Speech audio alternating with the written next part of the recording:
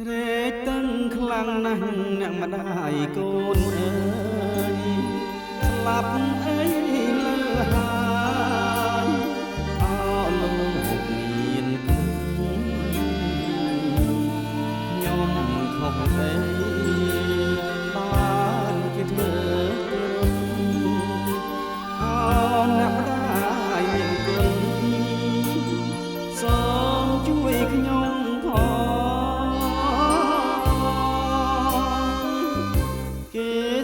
បាបខ្ញុំគ្មានត្រាប្រណីគេចង់ហាលថ្ងៃដៃជាប់កំណបងអត់បាយស្ទើរខ្សែហើយបងបើ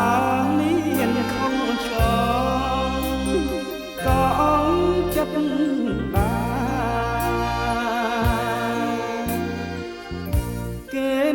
ទេចោលដោយសត្វដេរឆាន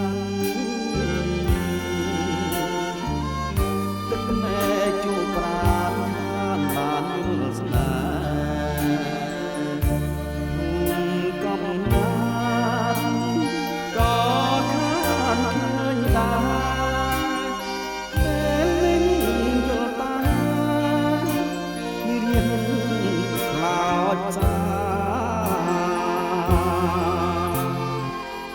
ព្រៃភ្នំមានធំជួយចាំសូមដីបើខ្ញុំនឹងខ្សាយ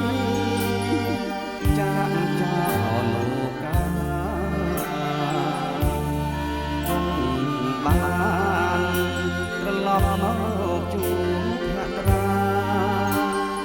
អ្នកម្ដាយស្នេហា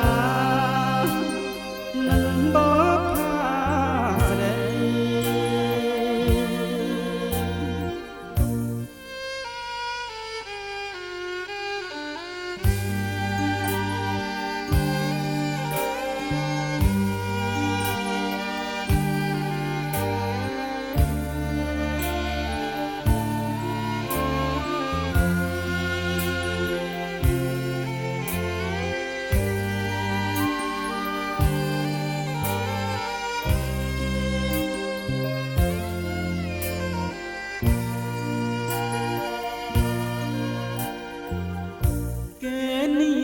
ចោលដោយសត្វដេរឆានទឹកណែជួប្រាណខានបានយល់ស្នេហ៍កំណាត់ក៏ខានឃើញដែរពេលនេះយល់តានេះរៀបខ្លោចសាព្រៃភ្នំមានធំជួយចាំសមដី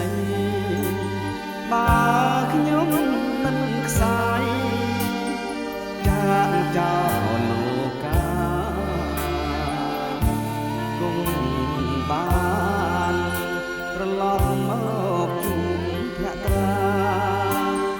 អ្នកម្ដាយស្នេហា